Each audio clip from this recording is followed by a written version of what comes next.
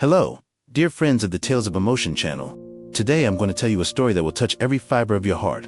Before we begin, if you're new here, subscribe to the channel and hit the notification bell, because every week I bring real stories that will make you reflect on life, on justice, on what truly matters. And if you're already part of our family, leave that like so I know you're with me on this journey. Today's story, it's different. It's about a young woman named Helena, and I warn you right now, the first few minutes will be hard to hear, but stay with me, because this is a story about the most powerful force that exists, the human capacity to rise from the ashes. So grab your coffee, your water, get comfortable, because this story is long, it's deep, and I guarantee you won't be able to stop listening. Ready? Then let's go. It's 5 o'clock on a cold Monday morning in Snow Paulo. While most people are still asleep, Helena has been awake for half an hour. Her fingers tremble as she lights the stove, not from cold, from pain. The purple mark on the right side of her face is still warm to the touch, courtesy of the slap she received last night. The reason? The beans were not salty enough according to Fernando, her stepfather. Helena is 23 years old, but if you saw her on the street, you'd say she's at least 35, suffering ages. And Helena knows suffering like no one else. Let me ask you a question you may have never stopped to think about. Have you ever imagined what it would be like to wake up every day afraid? Not the fear of being late for work or forgetting something important, but real, visceral fear that at any moment someone might assault you, might humiliate you, might make you feel you're worth nothing. This is Helena's reality, and it's been like this for the last 16 years. Yes, you heard that right. 16 years. Since she was only 7 years old, but how did this start? How does a child end up in a situation like this? Well, to understand this, I need to take you back to when Helena was still a happy little girl, playing in the yard, who had a father who loved her more than anything in this world. Carlos Alberto Omi. That was Helena's father's name, a hard-working man, a construction worker who woke up at 4 in the morning every day to ensure his daughter had food on the table, clothes in the closet, and most importantly, lots of love. Helena was the light of Carlos's eyes. He called her my sunshine. Every night, before bed, Carlos would sit on the edge of her bed and tell stories, made-up stories about brave princesses, about kind dragons, about magical worlds where good always won. Daddy, Helena always asked, "Are these stories real?" And Carlos would smile, kiss her forehead and say, "They're real in our hearts, my sunshine." And everything that's real in the heart one day becomes real in the world. But then, everything changed. A Tuesday, Helena remembers to this day the day of the week. She was 7 years old and was at school when the principal called her, said her mother was there to pick her up. When Helena saw Carmen, her mother, with red eyes from crying so much, she already knew something terrible had happened. Carlos had fallen from scaffolding, 40 feet high, died instantly, and that's when hell began. In the first months after Carlos's death, Carmen could barely function. She cried all day. Helena, even though she was just a child, tried to take care of her mother, made sandwiches, tidied the house, didn't complain about anything. She thought she was helping, that she was being a good daughter, but Carmen didn't see strength in her daughter. She saw weakness. She saw a burden. 6 months after the funeral, Carmen met Fernando at a bar. A tall man with small eyes and a crooked smile. He had presence according to Carmen. He was strong, decisive, he was violent. But Carmen was so desperate for companionship, so lost in her own pain, that she didn't see it, or chose not to see it. Fernando moved into their house 3 weeks later. He brought with him 2 children from a previous marriage, Rodrigo, 9 years old at the time, and Leticia, 5, and Helena's life turned into a living nightmare. At first it was subtle. Fernando ignored Helena. When she spoke, he pretended not to hear. When she needed something, he rolled his eyes. "This girl is so annoying," he would say to Carmen, "too clingy." And Carmen, who before would defend her daughter with tooth and nail, now just nodded. "It's true, Helena, you need to give space. Fernando is trying to build a family here. A family, as if Helena wasn't part of it, but it got worse. Much worse. 3 months after Carmen and Fernando's wedding, Helena accidentally broke a plate while washing dishes. Her 8-year-old little hands were still small. The plate was big and slippery. It was the first time Fernando hit her, a hard slap to the face that threw her to the ground. She was so shocked she didn't even cry immediately. She just sat there, on the kitchen floor, looking at the plate shards, touching her face that burned. "Get up from there and clean up this mess," Fernando yelled. Helena waited for her mother to appear. To protect her, to say that was wrong, but Carmen just yelled from the living room. "You heard what Fernando said. Clean it up now." And it was, in that moment, sitting on the cold kitchen floor, with her face burning, that 8-year-old Helena understood a devastating truth. She was alone. And you, who are listening to me now, need to understand this wasn't an isolated incident. This became routine. Every day Helena woke up not knowing what awaited her. Would it be a day of screaming, of slaps, of being locked in the back room without dinner? Rodrigo and Leticia learned quickly. Learned they could mistreat Helena without consequences. Actually, with encouragement. "Tell this useless one to get my video game," Rodrigo would say, and Fernando would laugh. "Helena, you heard your brother. Go, brother."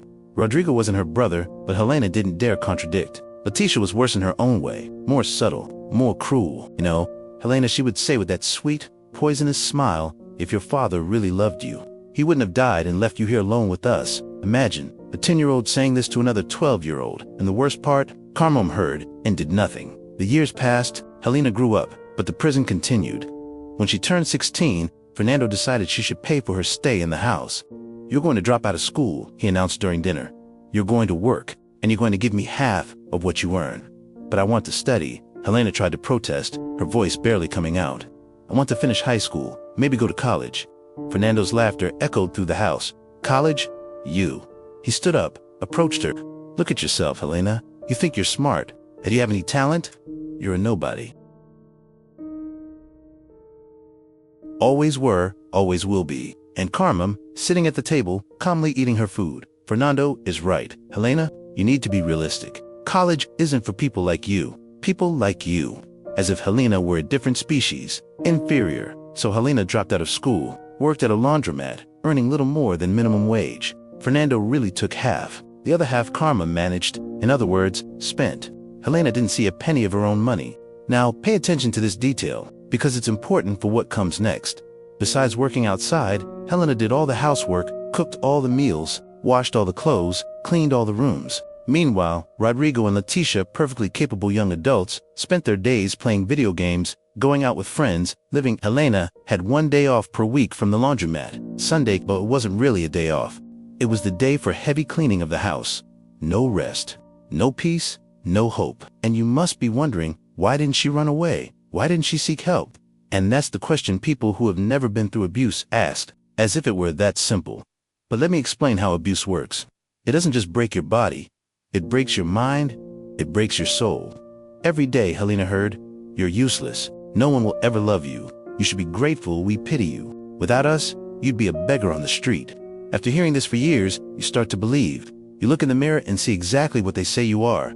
Nothing. Helena didn't run away because she genuinely believed she had nowhere to go, that she wasn't capable of surviving alone, that horrible life was still better than what she deserved. This is what abuse does. It kills you without taking your life. And then we arrive at that Friday. The Friday that would change everything. Helena had just turned 23, or rather, her birthday had passed 2 weeks earlier, completely ignored by everyone in the house. No cake, no congratulations, nothing. Just another day. She was in the backyard, hanging clothes on the line. Her hands were cracked from cheap detergent. Her arms hurt. Fernando had pushed her against the wall earlier because she looked at him the wrong way. Looked the wrong way. Can you imagine living like this? And then Helena heard a sound that didn't belong to that poor suburban street.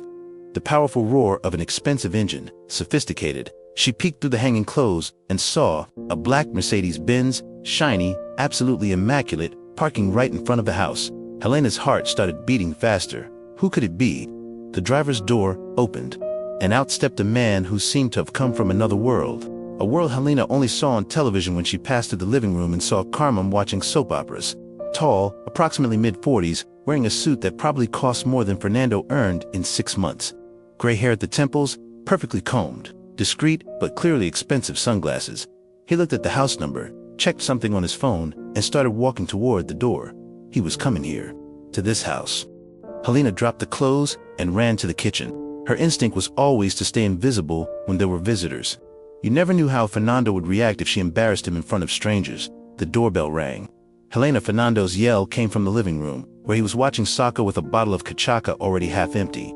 "Answer that shit." With still wet hands, Helena quickly dried them on her worn apron and went to the door. When she opened that door, you need to understand, nothing would ever be the same. The man's eyes met hers. They were blue, deep blue, like the ocean Helena had never seen in person, but saw in photos. And in those eyes there was something she wasn't used to seeing when someone looked at her. Recognition, respect, humanity. "Good afternoon," he said, and his voice was deep, calm, controlled. the kind of voice that conveyed natural authority without needing to shout. "Is this the residence of Helena Cristina Almeida?" Helena felt the world stop. Her name, someone was looking for her. By name, this never happened. No one looked for her. No one called. She was invisible to the world. "Why, yes," she managed to murmur, her voice failing. "I'm Mur." And it was in that moment that the man looked at her. Really looked. His eyes traveled over Helena's face, the recent cut on her lip, which she had tried to hide with foundation she'd stolen from Letitia's room, the purple-greenish bruise under her left eye, the finger marks on her neck, half hidden by the high collar of her worn blouse. Something changed in his expression. His blue eyes darkened, his jaw tightened, and Helena saw something that scared and comforted her at the same time. Anger, pure, controlled, cold anger. But not directed at her. Directed at the situation those marks told. "My name is Gabriel Mendez," he said, and each word was pronounced with clarity, with weight. "I'm a lawyer and legal representative of your father's estate, Carlos Almeida." Everything stopped. The noise of the TV in the living room, the neighbor's dog barking, the wind in the trees, everything, because Helena hadn't heard her father's name pronounced aloud in years. Carmen had forbidden it. "Don't speak of that man in this house," she would say, as if erasing Carlos's name could erase the pain, or perhaps the guilt. My father," Helena repeated, and instant tears appeared. She didn't even try to hold them back. "What's this about?" Fernando appeared behind Helena like thunder, pushing her so hard that her shoulder hit the doorframe. He stumbled slightly, the cachaca already taking effect, but positioned himself in front of Helena, blocking her. His breath, smelling of cheap alcohol and cigarettes, hit Gabriel full force. "Who are you, and what do you want here?" Fernando asked, trying to sound threatening, but his voice was slurred. Gabriel didn't move, didn't back down, didn't show even an ounce of intimidation. Actually, he took a step forward, and when he spoke, his voice was cutting ice. As I said, each word pronounced slowly, deliberately. "I'm the lawyer in charge of the estate of Carlos Alberto Almeida, and I have urgent legal matters to discuss with his daughter." He emphasized the next part, matters that require privacy and concern only her. "She's got nothing." Fernando gave a cruel laugh. Her father was a broke worker who died without a penny in his pocket. "You're wasting your time, doctor." And that's when Gabriel did something Helena would never forget. He smiled, not a friendly smile, a predator's smile who just found his prey. Slowly, almost ceremoniously, Gabriel took an envelope from his jacket's inner pocket. "Sir," he said, still smiling that dangerous smile, "you are profoundly mistaken." He extended the envelope to Helena, who was still half hidden behind Fernando. "Ms. Almeida, if you could, please read this." Helena squeezed around Fernando and took the envelope with hands that trembled so much she could barely hold it. The paper was thick, expensive, official. There was a gold seal in the upper right corner. She opened it. Inside were several documents, papers with letterheads from law firms, banks, insurance companies, official stamps, signatures in blue pen. The words danced in front of Helena's eyes. She had never been a good reader. She'd dropped out of school so early, but some words, some numbers jumped from the page as if they were on fire. Sole and exclusive beneficiary, unclaimed life insurance since 2009. Investments in the name of Helena Cristina Almeida. Earnings accumulated in the period 2009 to 2025. Total updated value available for immediate withdrawal R$47,000,47 million. The envelope slipped from Helena's fingers and fell to the floor. She didn't faint, didn't scream. She just stood there, looking at those papers scattered on the dirty entrance floor, seeing numbers that made no sense, couldn't make sense, because things like this didn't happen to people like her. People like her didn't have happy endings. People like her weren't saved. People like her, this is a lie. Carmen's scream echoed through the house. She had run down the stairs upon hearing the commotion, with Rodrigo and Letitia right behind her. Carmen grabbed the papers from the floor, her eyes frantically scanning the lines. "This is some kind of scam," she said, but her voice trembled. "It's fake. It has to be fake." Madame Gabriel spoke, and now his voice had not even a trace of cordiality. It was pure ice. "These documents have been authenticated by the 3 largest notary offices in São Paulo. They've been verified by 2 independent law firms. They're absolutely legitimate." He took a leather folder from inside the car and pulled out more documents. "Carlos Alberto Almeida Gabriel," began, looking not at Carmen, but at Helena, "worked for 12 years at Mendez and Associates Construction Company. In the last 3 years of his life, he had been promoted to works supervisor." Helena didn't know this. She never knew. As a supervisor, he received a benefits package that included robust life insurance. Gabriel continued, "In the amount of 1,200,000 reais." Carmen paled. In addition, Gabriel didn't stop. The company offered a profit-sharing plan. Carlos invested 70% of his salaries for years in this plan. He looked at Carmen with barely disguised contempt. Investments that you, madam, as a widow, should have been notified about, would have had the right to manage until Helena turned 18, and then would be transferred entirely to her. I never received, Carmen began, lie. Gabriel raised his voice for the first time, and the sound made everyone step back. The insurance company sent 5 notifications to this address in the 6 months after Carlos's death. 5. He threw copies of envelopes onto the entrance table. Helena saw, everyone saw. The address was correct. The zip code was correct. Carmen's name was correct. But all the envelopes had the same red stamp, return to sender, incorrect address. Someone, Gabriel practically spat the word, intercepted these letters, marked them as incorrect address, returned them deliberately. Carmen was pale as a ghost. And do you know what happens when a beneficiary doesn't claim life insurance? Gabriel asked rhetorically. It stays in custody of the insurance company, accumulating interest. Being invested for 16 years, he turned to Helena. 1,200,000 reais properly invested over 16 years, with compound interest in diversified funds. He paused. Turns into approximately 47 million. Absolute silence. And you, Helena, Gabriel said softly, are the sole legal beneficiary, not your mother, not your stepfather, not your step-siblings. You, Rodrigo, was the first to react, but she's our family. She has to share. She has an obligation. She has no obligation. Gabriel cut him off. According to Brazilian law, inheritance is an individual right.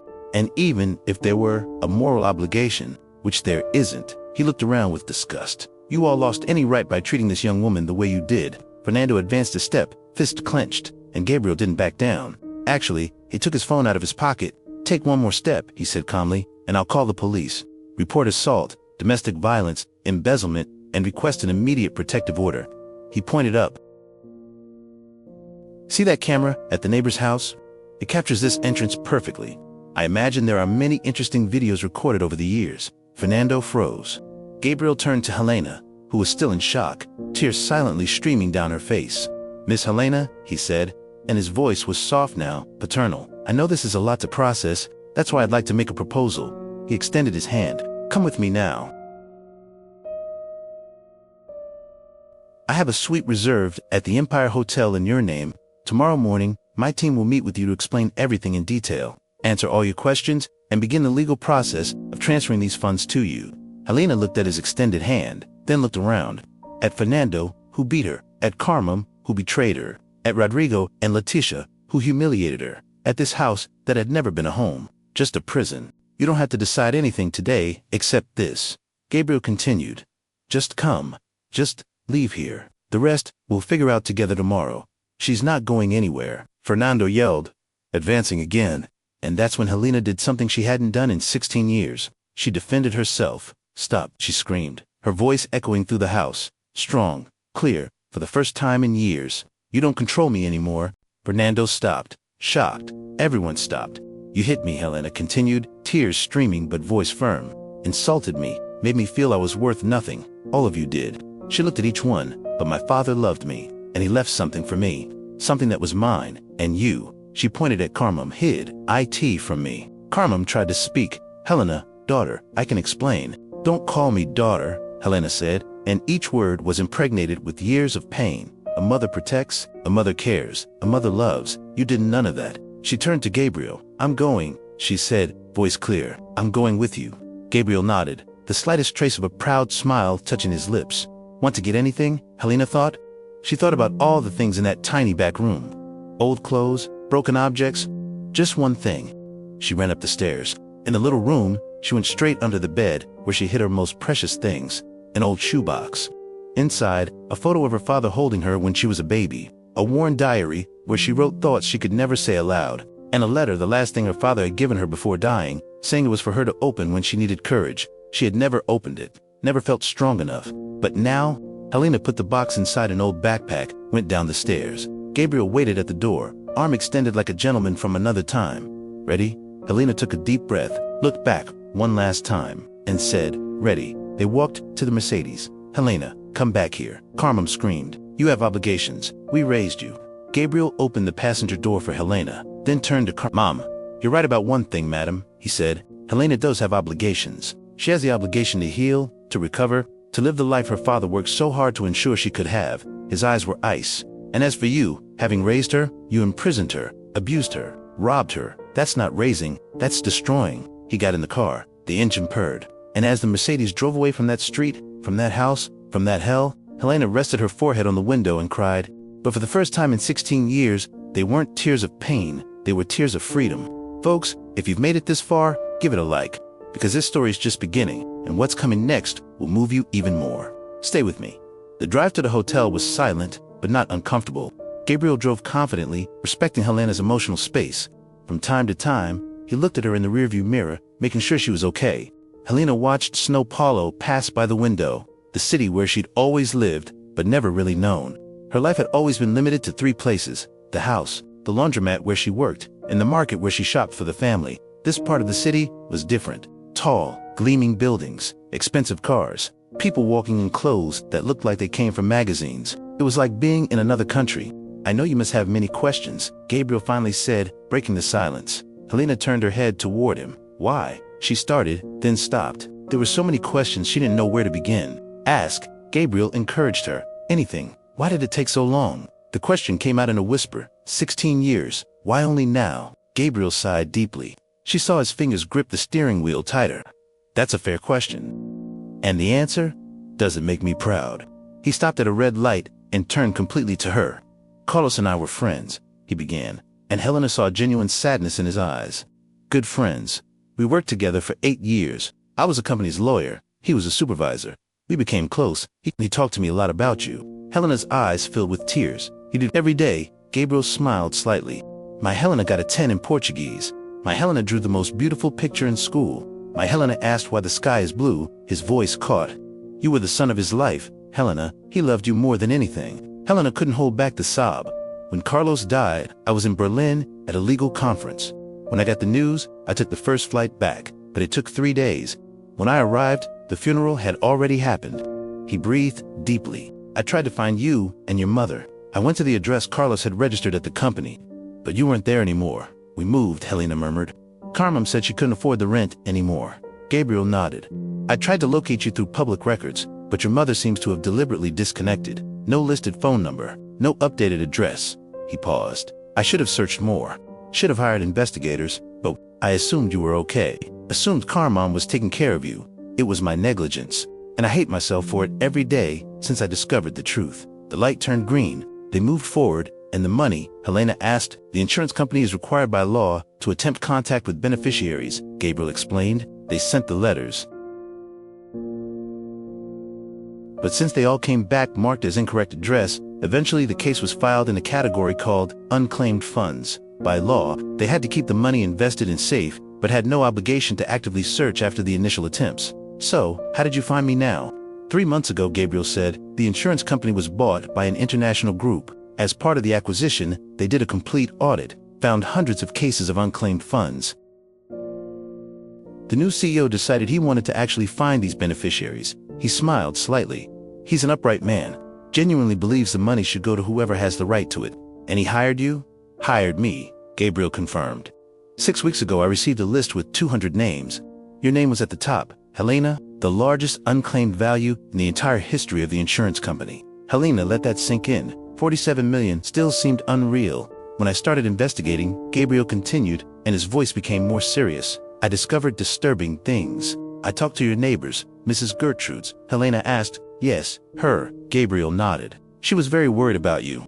Showed me photos she'd taken photos of you in the yard, with visible bruises. Said she often heard screaming, that several times she thought about calling the police, but was afraid of making things worse for you. Tears ran down Helena's face again. She's the only person in years who was kind to me, she whispered. Sometimes she'd give me bread, or a plate of food, saying it had leftovers from lunch, but I knew she'd made it just for me. Gabriel was silent for a moment. When I saw the evidence of what was happening to you, Helena, his voice became tense. I knew I needed to act immediately. It wasn't just about delivering money anymore. It was about saving a life. They turned onto a wide avenue, and suddenly, there it was. The Empire Hotel. Helena had passed by this building before, years ago, on the bus. Always looked out the window, imagining what kind of people stayed in places like this. Never imagined she would be one of them. The Mercedes stopped at the entrance. Immediately, 3 valets approached. Welcome back, Mr. Mendez, said one of them, opening Gabriel's door. Another opened Helena's door. "Welcome, madam."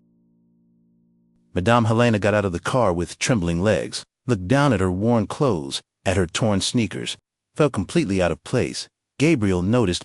"You belong here," he said quietly, just for her to hear, more than anyone else. "Trust me." They entered the lobby, and Helena stopped. Simply stopped. It was like entering a cathedral. The ceiling was absurdly high, with crystal chandeliers that looked like diamond waterfalls. The floor was polished marble so shiny she could see her reflection. There were fountains, giant tropical plants, velvet sofas that looked more comfortable than any bed she'd ever slept in. People moved about, women in elegant dresses, men in impeccable suits, well-dressed children holding iPads. Everyone seemed to belong there, except her, Mr. Mendez, a man of approximately 50 years, wearing a suit even more expensive than Gabriel's, quickly approached. "The presidential suite is ready, exactly as requested." "Thank you, Roberto," Gabriel said. "This is Miss Helena Almeida. She'll be our guest from today." Roberto turned to Helena and bowed, a real bow. "It's an honor to receive you, Miss Almeida. If you need anything, absolutely anything, my team is at your disposal 24 hours a day." Helena could barely respond. Thank you." They entered a private elevator. Gabriel used a special key. "Presidential suite has exclusive access," he explained. "For privacy." The elevator rose silently. There were no numbers marking the floors, just an analog indicator showing they were going to the top. The doors opened, and Helena had to lean on the elevator wall to keep from falling. Because the elevator didn't open onto a hallway, it opened directly inside the suite. The suite was... no, it wasn't a suite. It was an apartment. An apartment bigger than the entire house where she grew up. The floor was light, reclaimed wood. The walls were pure white, with modern artwork, and the windows, oh God, the windows, floor-to-ceiling windows, occupying an entire wall, revealing snow, Palo illuminated as dusk began to light up. It was the most beautiful view Helena had ever seen in her life. Here, Gabriel showed, is the main living room. There's the office. He pointed to a door. This way is the dining room and full kitchen. That hallway leads to the bedrooms. There are 2 suites, each with its own bathroom. And at the back is the closet. Helena walked as if in a dream. She touched the velvet sofa. It was incredibly soft.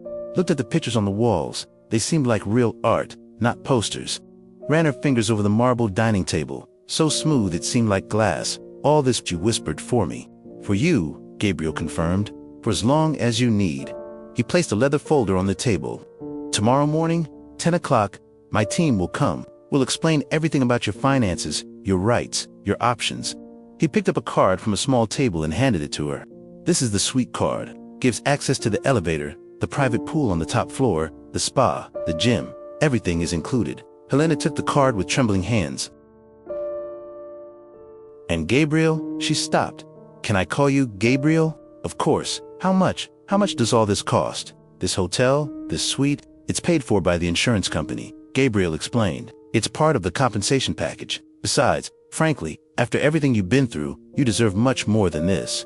He walked to the elevator door. "One last thing," he said, turning. "See that phone there?"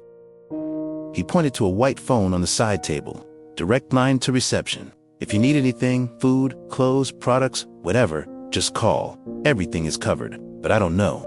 I don't know how these things work," Helena admitted, embarrassed. Gabriel smiled gently. "Then you'll learn. No rush, no judgment. In your time," he entered the elevator. "Rest, Helena. Tomorrow, we begin your new life." The doors closed, and Helena was alone. Alone in a hotel suite that cost more per night than she earned in 3 months. Alone in São Paulo, the city she'd always lived in but never known. Alone with 47 million reais that she didn't even know how to begin processing. But then something changed. She realized, for the first time in 16 years, there was no one screaming at her, no one threatening, no one raising their hand.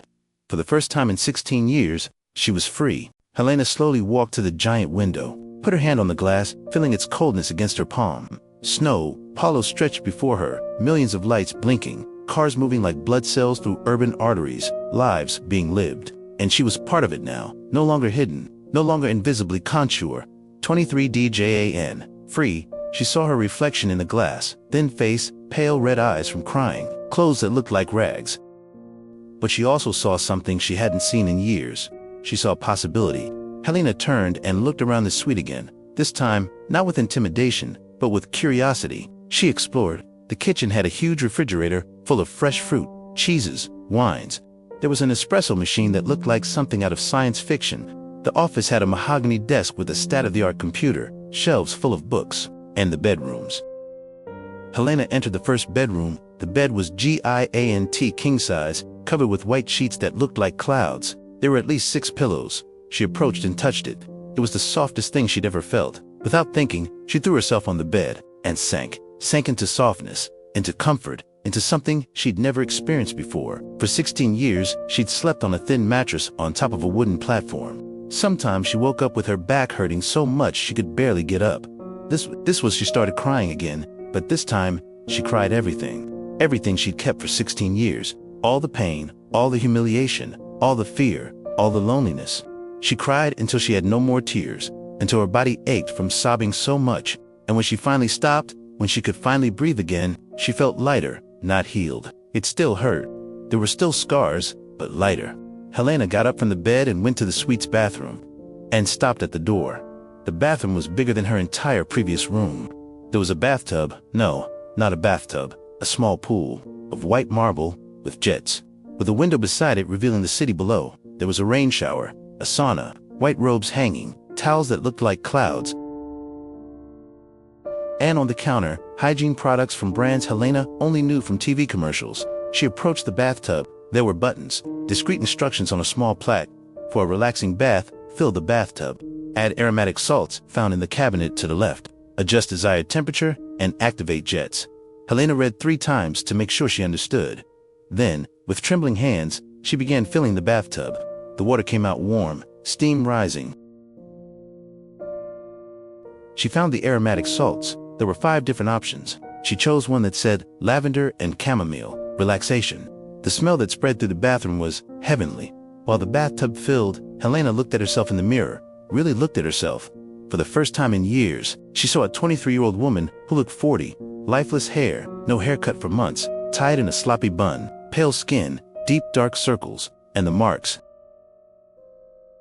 So many marks, bruises in various stages of healing, a cigarette burn on her arm, a gift from Rodrigo on a night he was bored, old scars on her back from when Fernando used a belt. Her body was a map of suffering, but it was also a map of survival. You endured, she said to her reflection. You endured. The bathtub was full. Helena slowly removed her clothes.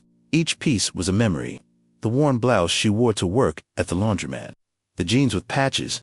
The underwear from school days, so stretched it barely fit. She threw everything on the floor and got into the bathtub. The hot water enveloped her body like a hug she hadn't received since she was 7. Since the last time her father hugged her. Helena submerged completely, letting the water cover her head, cover her ears, silencing the world. She stayed like that for long seconds, and when she emerged, she felt like she was being born again. She activated the jets. They gently massaged her sore muscles, tense from years of physical work, from constant tension. Helena stayed there for she didn't know how long. Half an hour? It didn't matter. No one was yelling at her to get out. No one was banging on the door saying there was work to do. No one was free, she thought. I am free. When she finally got out of the bathtub, the water was lukewarm. She wrapped herself in a robe, so soft, so heavy, so luxurious. She dried her hair with a towel that was softer than any piece of clothing she'd ever owned, and realized she was hungry, very hungry. When was the last time she'd eaten? Before Gabriel arrived, she'd been so focused on finishing tasks that she'd skipped lunch. Now, her stomach was growling. Helena went to that phone Gabriel had shown her, picked it up with trembling hands. On the other end, someone answered immediately. Good evening, Miss Almeida. How may I help you? I'm hungry, Helena said, feeling stupid, but I don't know how. Of course, the voice on the other end was friendly, warm. Would you like me to send a room service menu? Or can I make some suggestions? Suggestions would be good, Helena admitted. Perfect. Let me see. For a relaxing evening, I recommend our Caesar salad with grilled chicken, followed by medallions in Madeira sauce with truffled mashed potatoes. And for dessert, our Belgian chocolate mousse. Helena had no idea what half of those words meant. That sounds good. Excellent choice. Something to drink? We have a selection of wines, fresh juices. Juice, Helena said quickly. Alcohol scared her after years of seeing Fernando drunk. Orange juice. Natural, freshly squeezed. It will be my pleasure. Should arrive in approximately 25 minutes. Thank you, Helena whispered. Always at your service, madam. Good night. The call ended. Helena stood there, holding the phone. Always at your service. She was used to being at someone's service, Fernando's Caramans, Rodrigo, and Letitia's, but now people were at her service. It was too surreal. 22 minutes later, Helena was counting, sitting on the giant sofa, still in the robe. The doorbell rang. She got up, went to the door. On the other side was a young man in an impeccable uniform, pushing a cart covered with a white cloth. "Good evening, Miss Almeida," he said with a smile. "Your meal." He entered, pushing the cart to the dining room, and began arranging everything on the table. Porcelain plates, shining silverware, crystal glasses. It was a presentation worthy of a fine restaurant. "Anything else you need?" he asked. Helena shook her head, still not believing it. "Then enjoy your meal. Anything, just call." He made a slight bow and left. Helena approached the table. The food was art. The medallions were perfectly seared. The sauce had an aroma that made her mouth water. The mashed potatoes were elegantly mounted. The salad had vibrant colors. She picked up the fork, hesitated, then cut a piece of the medallion, brought it to her mouth, and, oh God, it was the most delicious thing she'd ever tasted in her life. The meat practically melted in her mouth. The sauce was rich, complex. The mashed potatoes were creamy and had a flavor she couldn't identify, but that was wonderful. Helena ate slowly, savoring each bite. She was used to eating quickly, standing in the kitchen, the leftovers that the family left. This was an experience. When she finished, she felt satisfied for the first time she couldn't remember. The chocolate mousse was the final touch, sweet, but not cloying, melted in the mouth, perfect. Helena pushed the cart near the suite door, as she'd seen the young man do, then walked to the window again. Snow Paulo was now completely lit. It was almost midnight. She should be exhausted. The day had been emotionally devastating, but she felt strangely energized. Or maybe it wasn't strange. Maybe it was just hope. Helena remembered the box she'd brought, went to get it from the backpack she'd left, thrown in the bedroom. She sat on the sofa and opened the box. The photo of her father, he was smiling, holding baby Helena in his arms. Both looked so happy. "I did it, Daddy," she whispered, touching his face in the photo. "I finally got out." Then she picked up the diary, flipped through the pages, entries from years and years, thoughts she could never say aloud. "Today, Carmum said, I'm a burden. Am I really? Fernando hit me again. It hurt a lot. But what hurt more was Carmum pretending she didn't see. Sometimes I wonder if it would be better if I simply didn't exist. If it would be easier for everyone." Tears fell on the pages. It was painful to read, to see how much she'd suffered, how much she'd normalized the abuse. But it was also important. It was her story, her truth. And finally, she picked up the letter, her father's last gift. The envelope was yellowed with time, the edges worn from being handled so much without being opened. "For my Helena, open when you need courage." Her father's handwriting, strong, clear, with trembling hands. Helena opened the envelope. Inside, a handwritten letter. "My dear Helena, if you're reading this, it's because something difficult is happening in your life. Something that requires courage, and I want you to know one thing. You have courage. You always have. Since the day you were born, when you were a baby, you got very sick. The doctors said you might not survive, but you fought. With your tiny little body, you fought and you won. When you were 3 years old and fell off the bike, scraping your entire knee, you cried for only 2 minutes. Then you got up and asked to try again. Courage is in the absence of fear, my sunshine. Courage is being afraid and doing what needs to be done anyway. I don't know what the future holds. I don't know if I'll be there for every difficult moment of your life, but I know you'll face it because you're my daughter and you're strong. Whatever's happening now, Helena, you'll overcome it. Maybe not today, maybe not tomorrow, but you'll overcome it, and I'll always be with you in your heart, in your memories. In the love we built together, you are my sunshine, and the sun always rises. Helena, always. I love you more than anything in this world. Your father, Carlos. Helena finished reading and broke down in sobs, but they weren't sobs of pain. They were sobs of healing. Her father knew. Somehow, he knew she'd need courage, that she'd go through something difficult. And he left this letter. This final gift. Helena hugged the letter to her chest. "I did it, Daddy," she said through tears. "I was strong, like you said I would be. I did it." She stayed like that, holding the letter, crying, healing, for a long time. Eventually, exhaustion came. Helena went to the bedroom, still wearing the hotel robe. She lay down on that giant, soft, perfect bed. She pulled the sheets, which smelled like fresh lavender, and for the first time in 16 years, she slept in peace. Without fear of waking to screams, without fear of waking to pain, without fear, just peace. And as she slept, outside, Snow Paulo continued alive, millions of stories being lived. And now, Helena finally had a chance to live hers. Folks, I know this story is long, but can you see how deep it's becoming? Helena's journey is just beginning. The next chapters will explore how she deals with this sudden freedom, how she learns to trust again, and how she builds a life that was always denied her. If you're enjoying it, leave that like and subscribe to the channel. We still have a lot of story ahead. Let's continue. I'll continue developing this. Would you like me to complete the entire 160-minute story in English, or would you prefer a summary of the remaining parts? Due to character limits, I can continue translating the complete story in subsequent messages if you'd like. The translation maintains the emotional depth, pacing, and narrative structure of the original Portuguese version. Continue 23 de John. Part A. Learning to fly. Why Helena woke up with the sun coming through the enormous windows. For a moment, she didn't know where she was.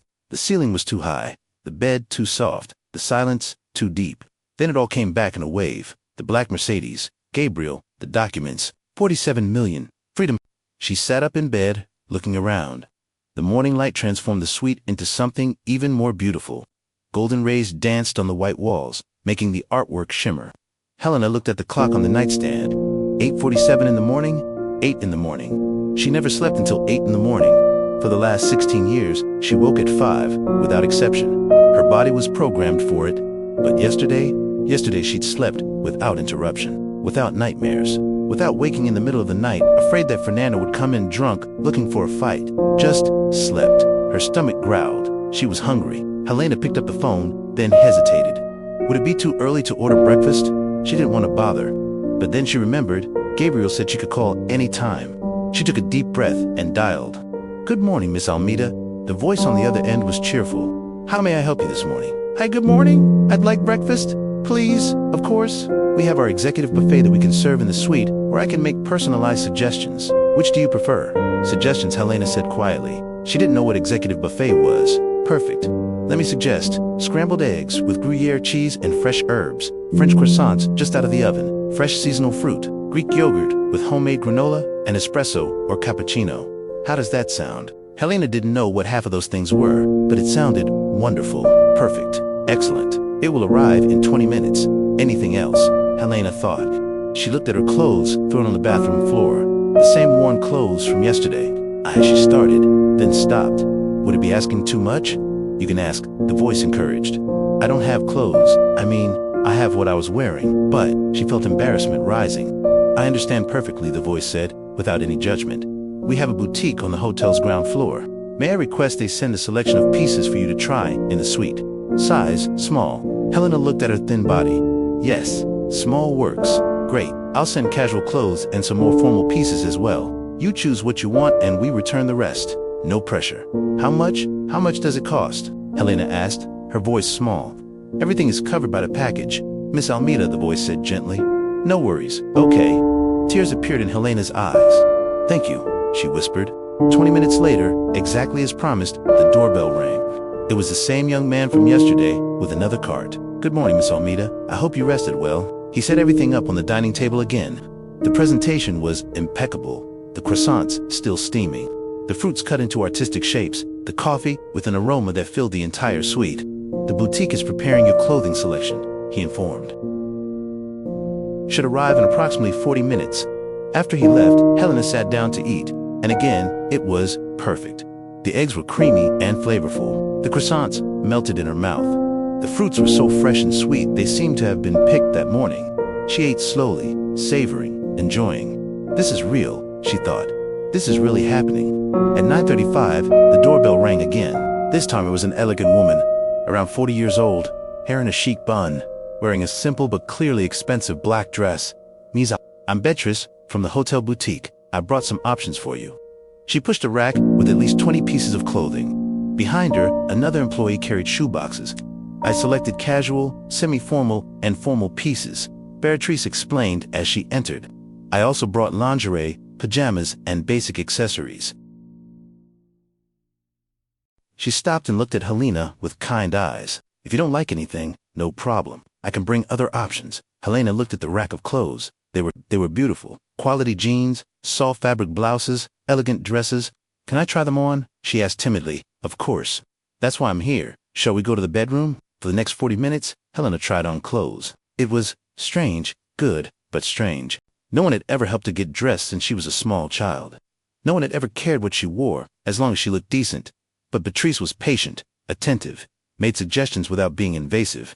This blue brings out your eyes, she commented on a blouse. And these jeans have a perfect cut for your body type. Helena looked at herself in the full-length mirror in the closet. The woman staring back didn't look like her. She looked like someone confident, someone who mattered, someone beautiful. You're beautiful, Beatrice said softly, as if reading her thoughts. You just needed clothes that showed it. In the end, Helena chose 3 jeans, 5 blouses, 2 dresses, a blazer, and lingerie sets that were more comfortable than anything she'd ever worn. Also shoes, real sneakers, not torn ones, flats, a pair of low heels for in case you need something more formal. Perfect, Beatrice said, writing everything down. I'll have it wrapped and brought back. Oh, and I brought some basic skincare products too. She pointed to a bag. Moisturizer, sunscreen, some neutral makeup items. Nothing too heavy, just to enhance your natural beauty. When Beatrice left, Helena stood there, surrounded by bags and boxes. More clothes than she'd ever owned in her entire life. And free. All free. No, not free. Hers by right, part of the money her father had left. Her father. The doorbell rang again, making her jump. She looked at the clock. 9:55. Gabriel's team was arriving. Helena quickly put on one of the new jeans and a light blue blouse, combed her wet hair back, looked at herself in the mirror, still looked scared, but less lost. She went to open the door. Gabriel was there, but not alone. With him came 3 people. Good morning, Helena, Gabriel said with a warm smile. Did you sleep well? Yes, she answered, and it was true. Great. Let me make the introductions. He pointed to a woman of approximately 50 years, gray hair, red-framed glasses, kind smile. This is Dr. Paula Mendonca, accountant and financial management specialist. It's a pleasure to meet you, Helena. Doctor, Paula said, extending her hand. Helena shook it timidly. This is Dr. Roberto Dorfarius, lawyer specialized in family and succession law. Dr. Roberto was a black man around 60 years old, completely white hair, imposing presence, but kind eyes. Miss Helena, he greeted formally, and this, Gabriel continued, is Dr. Mariana Coelho, psychologist. Dr. Mariana was younger than the others, maybe early 40s, short brown hair, warm smile. Hi, Helena. You can just call me Mariana, okay? Helena nodded, already feeling overwhelmed. Everyone entered. Gabriel led them to the dining table, where they opened folders, laptops, documents. Helena. Gabriel began, indicating she should sit. I know it's a lot of people, a lot of information, but each of them is here to help you understand your new situation and make the best decisions. Okay, she whispered. Dr. Paula was first. Helena, I'm going to explain your financial situation as simply as possible. Okay. If at any point you don't understand something, interrupt me.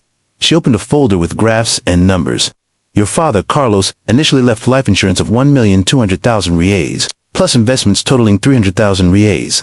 Over 16 years, this money was conservatively invested by the insurance company in fixed income funds and some stocks. With compound interest, reinvested dividends, and market growth, this amount grew to 47,320,000 reais. Helena swallowed hard. Hearing the number again didn't make it less surreal. This money, Doctor, Paula continued, is currently in a custody account in your name. To transfer it to a personal checking account, we need some documents that Dr. Roberto will help provide. But I want you to understand, this money is yours. No one else has any right to it, not even my mother. Helena asked quietly. Dr. Roberto answered, no, legally. Since you're already of legal age, and the money was specifically designated for you as the sole beneficiary. Your mother has no right to these funds. He paused. Also, as Gabriel mentioned yesterday, there's evidence that your mother intentionally intercepted official correspondence. This is the crime of embezzlement. We could prosecute her criminally if you wish. Helena felt a tightness in her chest. I don't know if I want that. You don't need to decide now, Doctor, Roberto said gently. This is something to think about carefully, but I want you to know, you have that option if you change your mind. Dr. Paula continued. Now, about how to manage this money, 47 million seems like a lot, and it is a lot, but it can disappear quickly if not well managed. My recommendation is as follows. We'll divide it into 3 categories. She showed a graph. First, emergency fund and immediate expenses. I suggest 5 million. This covers your expenses for several years while you adapt, decide what you want to do, where you want to live, etc. This money stays in an easily accessible account. Helena nodded, trying to follow. Second, medium-term investments. 20 million. Diversified in stocks, government bonds, real estate funds. This generates passive income, meaning you receive money monthly without working, just from investment returns. We calculate you'll receive approximately 100 to 150,000 reais per month just from returns. 100,000 reais per month. Helena worked at the laundromat and earned 1,400 reais. It would take, she couldn't even do the mental math. Third, long-term investments. The remaining 22 million, these will stay invested to grow over the years. It's your guaranteed future. Retirement, security. Dr. Paula looked at Helena. This means that, if you're careful, you'll never need to worry about money again. Never. You're financially independent for the rest of your life. The words didn't make sense, or made too much sense. Independent, forever. I don't know what to say, Helena admitted. You don't need to say anything, Gabriel intervened. Just absorb. Today is about information. Tomorrow, the day after, we'll make decisions. Dr. Roberto pulled out other documents now. We need to resolve some legal matters. First, you need updated documents. ID, tax ID, voter registration. We'll arrange everything. Second, I strongly recommend you make a will. A will, Helena repeated, but I'm young. Exactly, doctor, Roberto said. And with this amount, it's crucial that your wishes are registered in case something happens. You decide who gets your estate. It can be a charity, it can be friends, it can be whoever you want, but you decide. Not the law of automatic succession. Helena had never thought about this. And also, Dr. Roberto continued, we need to discuss protection. With this amount, you become a target. I don't want to scare you, but it's reality. I recommend you be discreet about your financial situation. Don't tell just anyone how much you have, and eventually, consider hiring personal security. Helena's heart accelerated. She hadn't thought about this, hadn't thought about anything except escaping. I understand it's scary, doctor, Roberto said, perceiving her reaction, but we're here to protect you. Gabriel has already begun implementing basic security measures. The hotel suite has reinforced security. When you decide where you want to live, we'll ensure it's a safe place. Then, Dr. Mariana spoke for the first time. Helena, can I ask a question? Helena looked at her. Of course. How are you feeling about all this? And be honest, there's no right or wrong answer. Helena took a deep breath. I'm overwhelmed, scared, happy, confused, all at the same time. Tears began to appear. Yesterday, I was cleaning floors, being beaten, thinking that was my life forever. And today I'm in a luxury hotel, with more money than I can comprehend, with people treating me like I matter. You matter, Mariana said firmly. You always mattered. They were just trying to make you believe you didn't. I know it's a lot, Mariana continued, and I want to propose something. How about we start therapy sessions? Twice a week, initially. You went through severe and prolonged trauma. Physical, emotional, psychological abuse. Money can solve many problems, Helena, but it doesn't heal emotional wounds. That requires work, requires time. Helena wiped her tears. I'd like that. Therapy. Great. Mariana smiled. Then let's start Monday. No pressure. We just talk. At your pace. Gabriel looked around the table. I think that's a lot of information for today. Helena, do you have any urgent questions? Helena thought there were millions of questions, but one stood out. When can I start using the money? Dr. Paula answered. We need a few more days to complete the official transfer. But she took a credit card from a folder. This is a temporary corporate card linked to the custody funds. Limit of 50,000 reais monthly. You can start using it immediately for whatever you need. She extended the card. Helena took it with trembling hands. It was heavy, black. It had her name engraved. Helena C. Almeida, her name, on a credit card with 50,000 reais available. Thank you, she whispered. Thank you all. You don't need to thank us, Gabriel said. We're doing our job. And more than that, we're helping to correct an injustice. Your father worked to guarantee your future. We're just ensuring you receive what was always yours. The meeting ended shortly after. Everyone said goodbye, promising to return during the week with updates. Gabriel was the last to leave. Helena, he said at the elevator door, I know you're overwhelmed, but I want you to know you're not alone. I promised your father many years ago, when we were friends, that if anything happened to him, I'd take care of his family. I failed for 16 years. I won't fail again. You promised my father? Helena asked, surprised. Gabriel nodded. One night after work, we went for a beer. He was worried. Said if anything happened to him, he feared Carmom wouldn't be able to take care of you alone. Made me promise I'd keep an eye out. His voice became heavy. I promised, and I broke that promise when I couldn't find you after he died. It's a guilt I carry every day. It wasn't your fault, Helena said. You didn't know. But I should have searched more, Gabriel insisted. I should have. You're here now, Helena interrupted him, and that's what matters. Gabriel looked at her for a long moment, then smiled, a sad but genuine smile. You're strong, Helena, stronger than you imagine. You'll be okay, I guarantee it. After everyone left, Helena was alone in the suite again.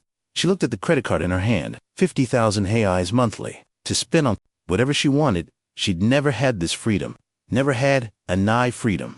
She walked to the giant window, looking at São Paulo below. What do I do now? She thought. She had money, she had security, she had support. But who was she without abuse, defining her life?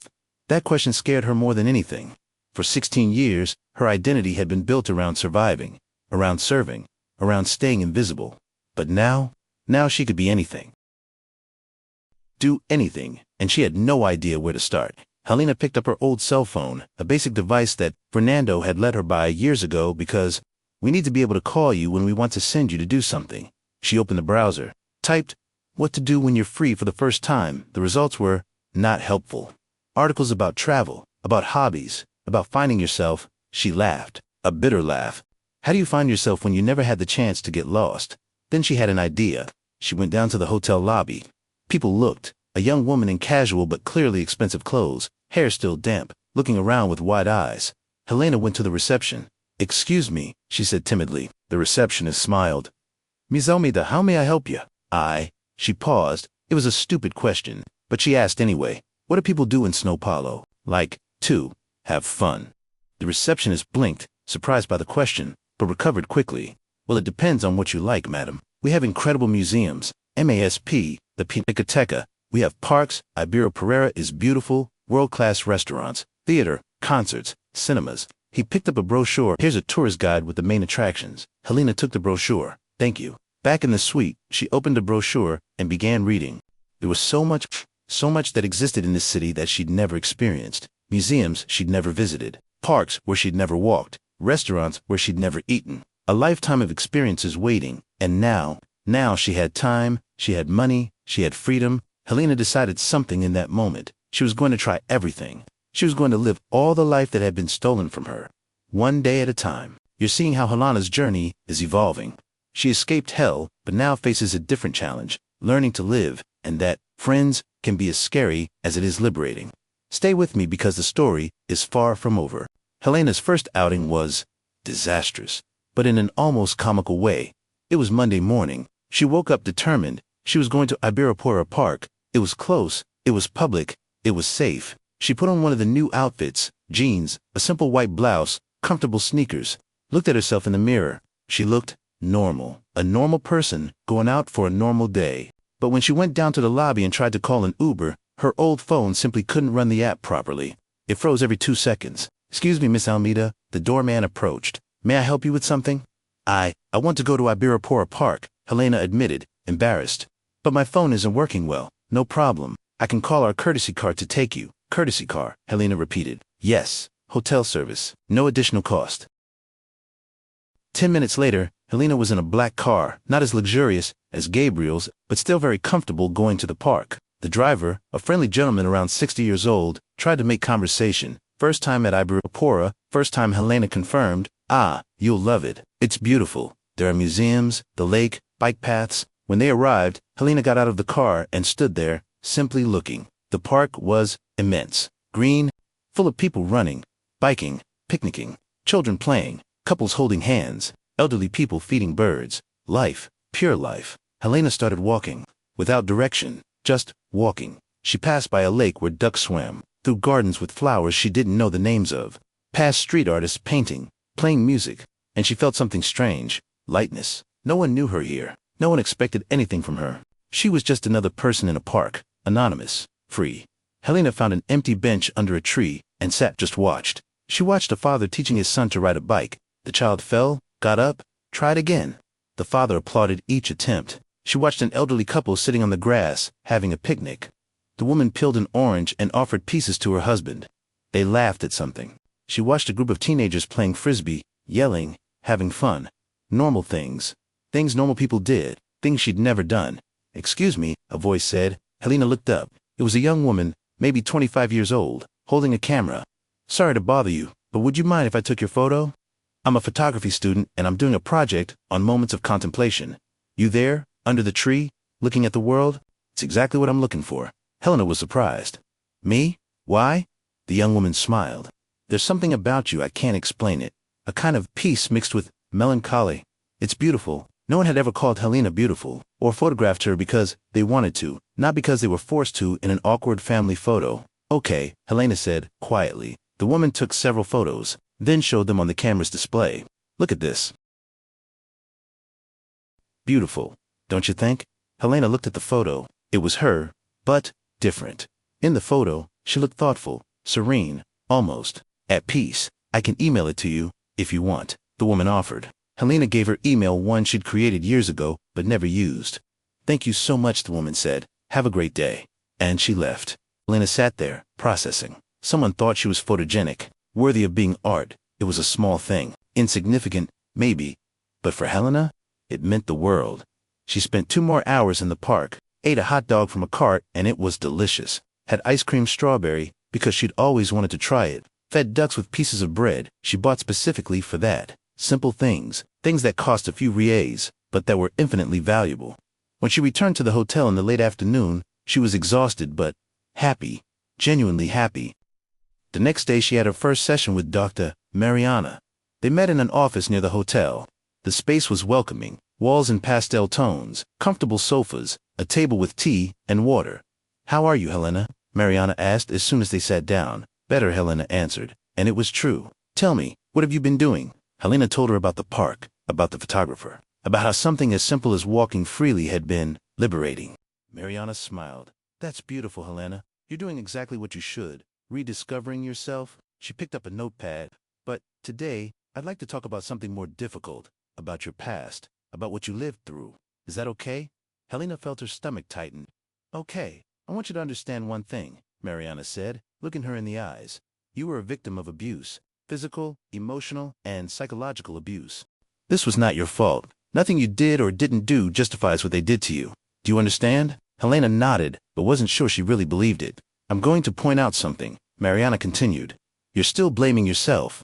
I see it in the way you talk, how you apologize for things that don't need apologies. It's just that Helena started, then stopped. You can speak, no judgment. It's just that sometimes I think if I had been better, if I had done things right, maybe they wouldn't have.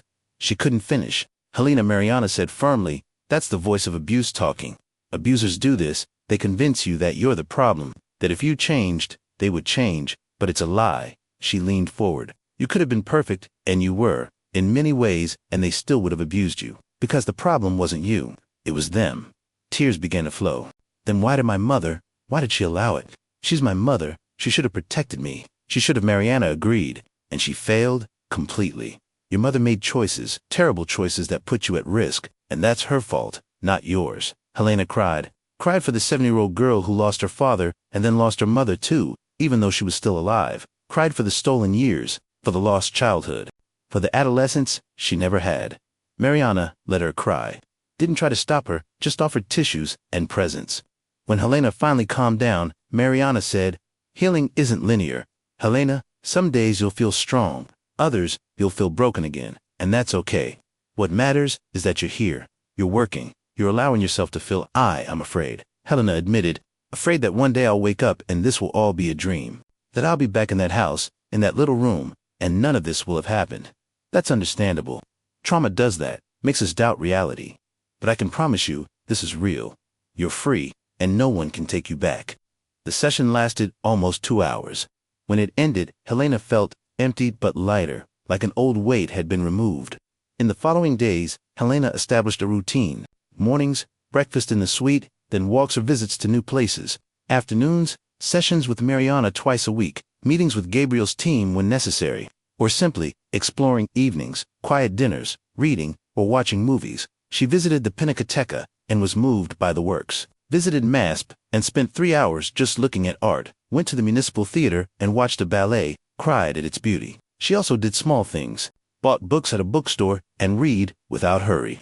Tried different restaurants. Learned to order food without feeling guilty about the cost. And slowly, very slowly, she began to feel human, but not everything was easy. One night, 2 weeks after her liberation, the sweet phone rang. Helena answered without thinking. Hello, Helena. The voice on the other end made her blood freeze. Carmen, how did you get this number? Helena asked, her voice trembling. Does it matter, Helena? Please, listen to me. I made mistakes, I know that. But I'm your mother. You can't just abandon me like this. You abandoned me first. Helena responded, surprising herself with the firmness in her voice. When you chose Fernando instead of me. When you pretended not to see, when he hit me.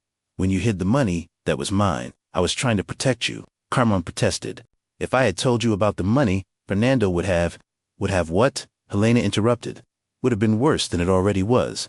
You turned me into a slave, Carmen.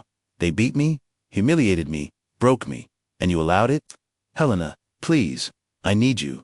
Fernando left me. Rodrigo and Leticia hate me because I don't have any more money to give them. I'm alone. You're all I have left. And there, in that moment, Helena felt something she didn't expect. Not anger, not hatred. Pity. Pity for this woman who destroyed everything around her out of fear and weakness. I hope you find peace, Karam, Helena said calmly, but it won't be with me.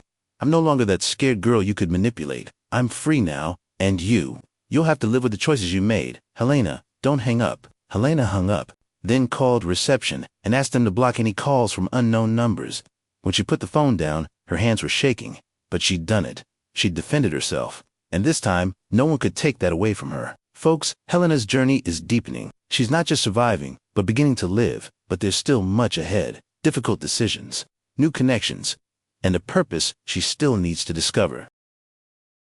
Stay with me. 1 month after her liberation, Gabriel appeared at the suite with an unexpected proposal.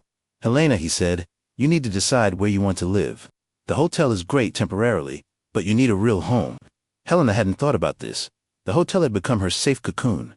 I don't know how to start looking, she admitted. I know. Gabriel smiled. That's why I brought help. He introduced Camila, a real estate agent specializing in luxury properties. Over the next few days, they visited apartments, dozens of them. Some were too big, others too modern, others too formal. Helena didn't know what she was looking for until she found it. It was an apartment in Jardins. Not the biggest they'd seen, not the most expensive, but it had something special. Lots of natural light, large windows with views of trees, a balcony with a garden. 2 bedrooms, one could be an office or library. Spacious kitchen, cozy living room, and most importantly, it felt welcoming. This one, Helena said, I want this one. 2 weeks later, she moved in. Gabriel helped with everything, furniture, decoration, basic items, but let Helena make the final choices. She chose comfortable sofas, not formal ones. Bookshelves for the books she was collecting. A huge bed with soft sheets, plants, lots of plants because they brought life to the space. And in a special corner of the living room, she placed that photo of her father holding her when she was a baby, framed. You're home, Daddy, she whispered when she placed the photo. The home you gave me. But living alone brought challenges Helena didn't expect. The first night in the new apartment, she woke up at 3 in the morning in panic. She'd heard a noise. Her body immediately went into survival mode, heart racing, muscles tense, ready to flee or defend. It took 5 minutes to realize the noise was just the refrigerator turning on, but the panic had already taken hold. Helena spent the rest of the night awake, checking doors, windows, looking in every corner. The next morning, she called Mariana, voice choked. I thought I'd be better, she said. I thought here, in my own space, I'd be safe, but I can't. I can't feel safe.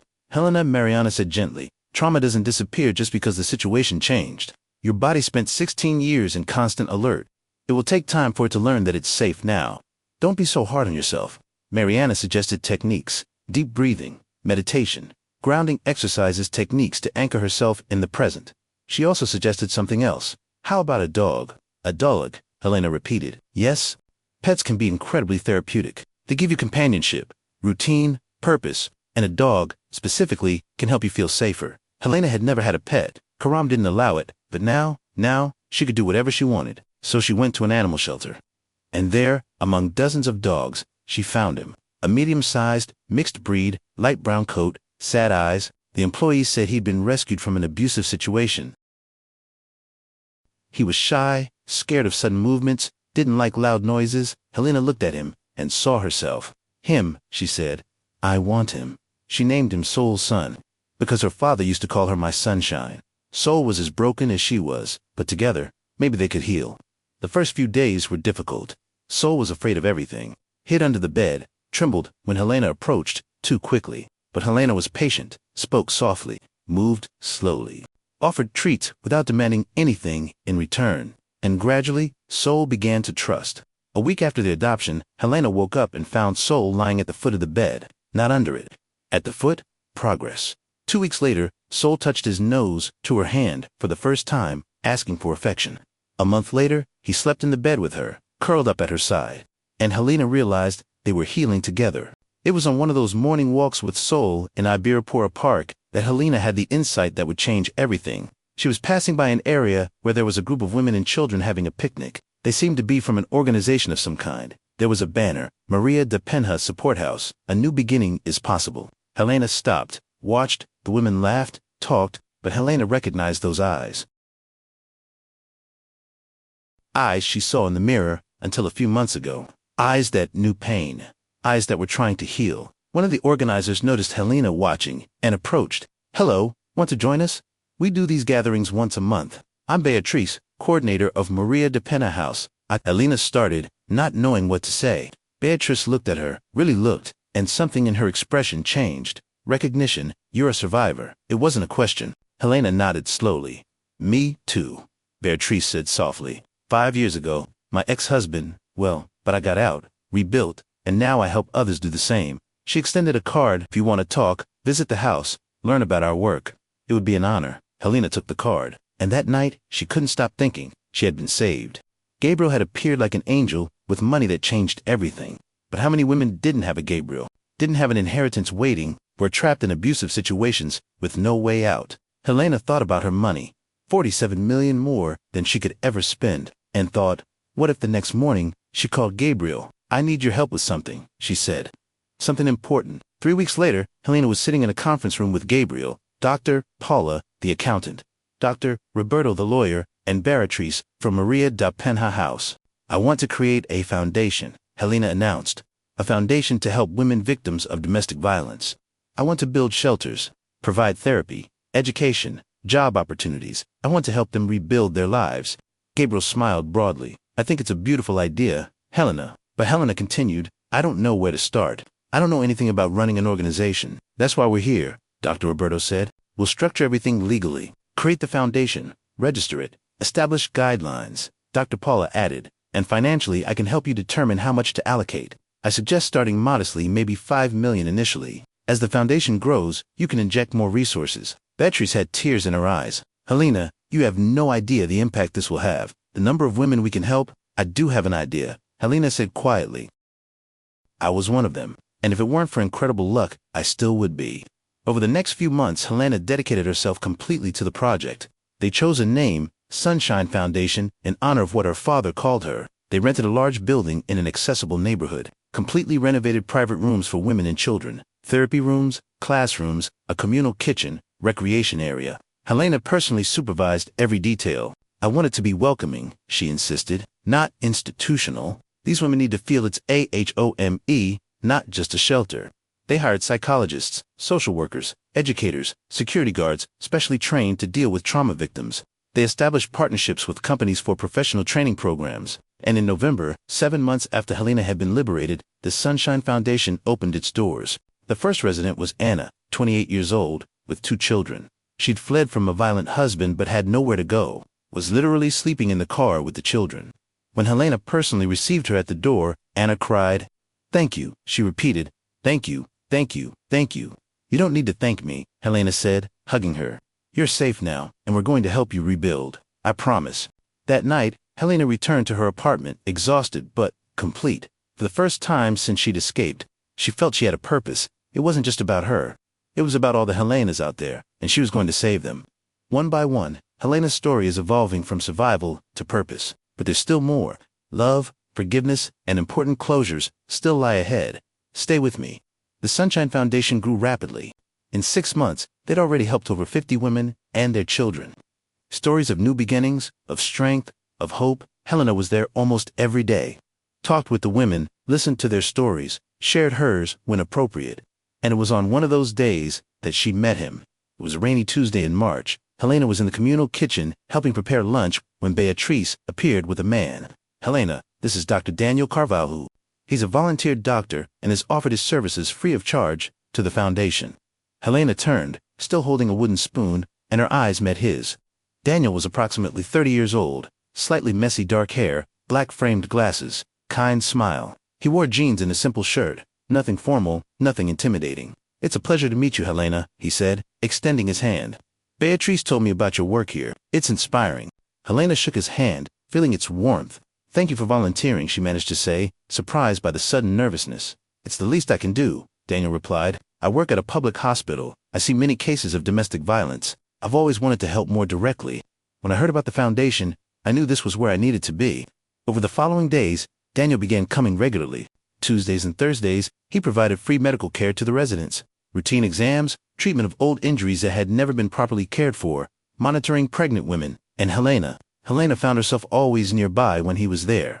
At first she told herself it was just to make sure everything was running smoothly, that the women were comfortable. But the truth was she liked his presence.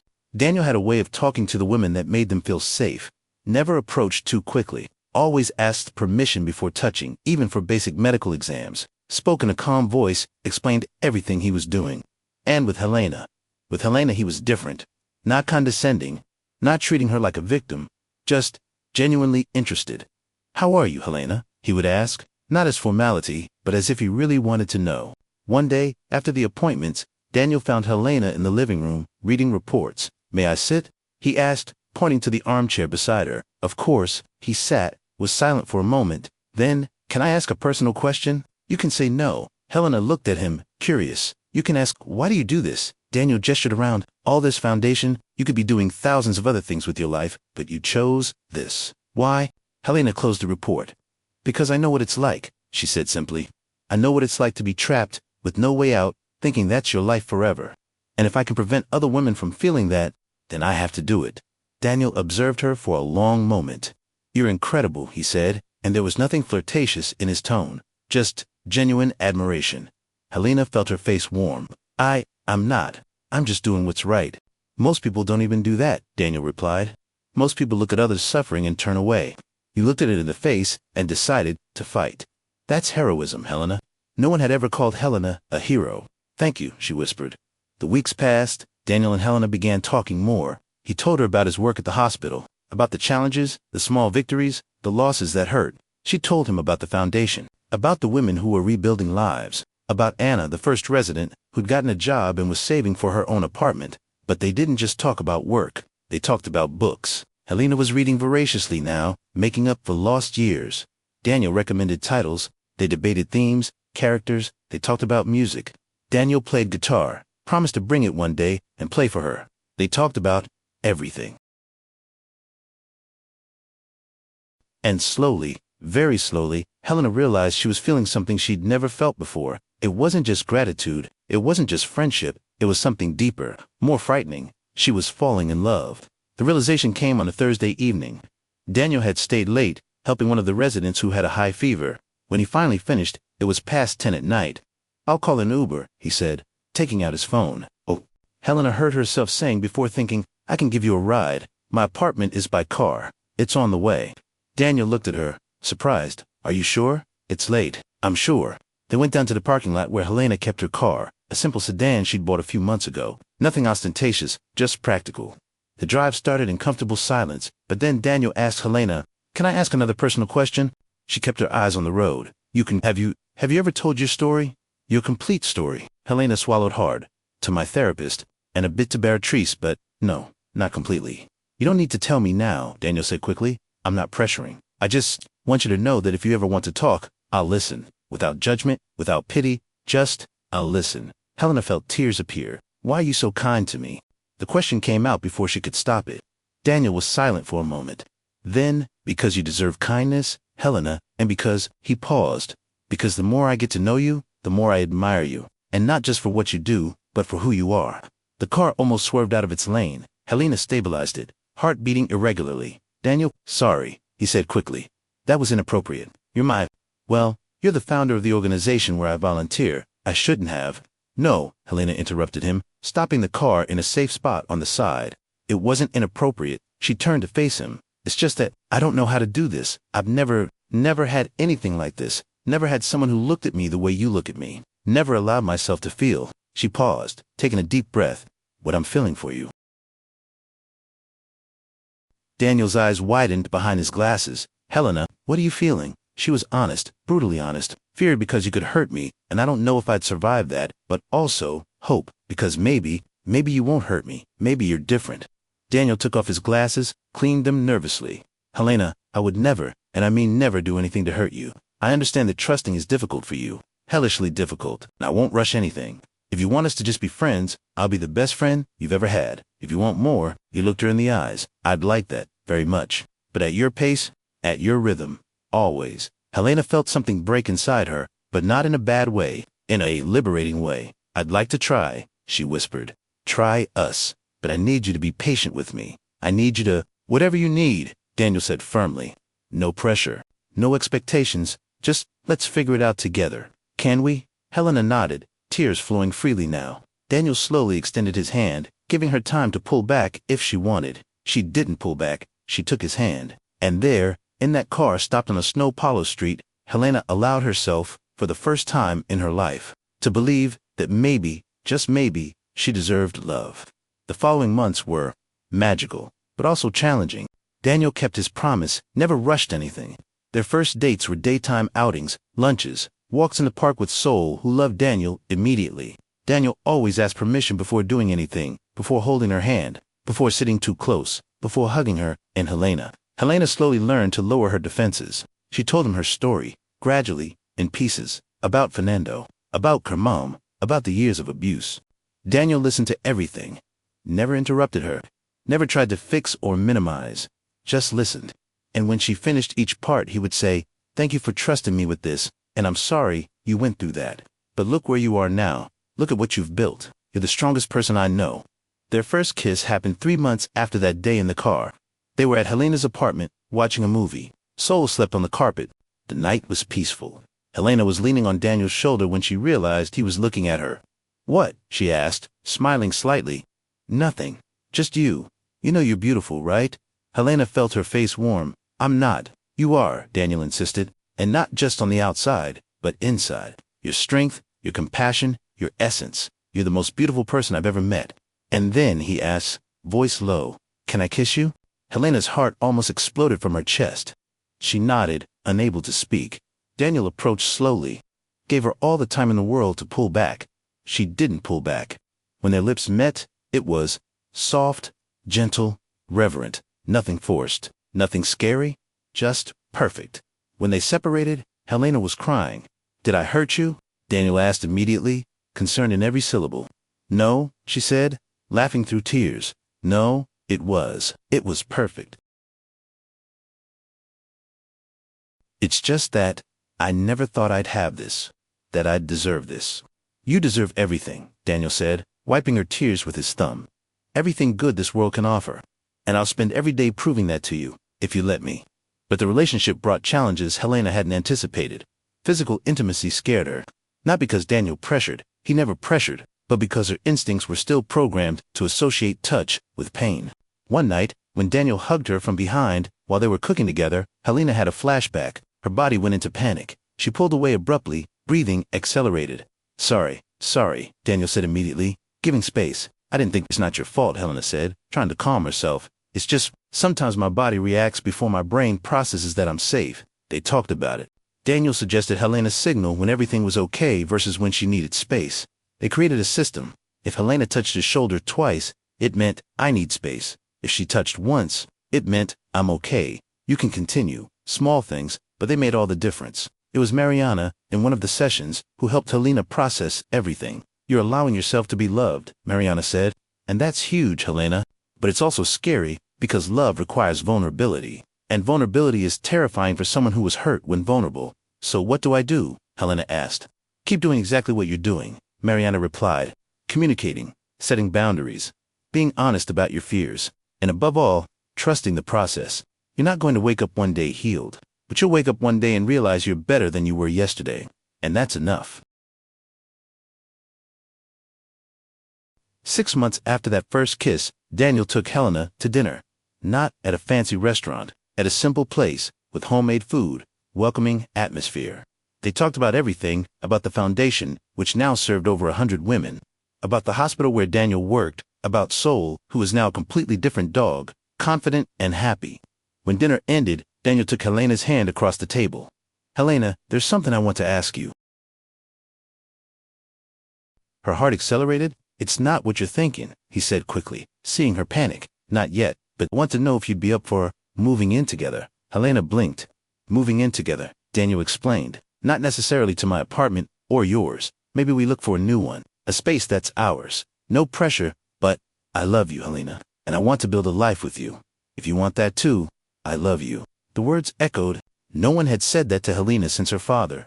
Instant tears. I love you too, she said, her voice breaking. And I'm scared of that, but I want to try. I want to build a life with you.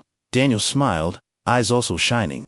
Then let's do it together, one step at a time.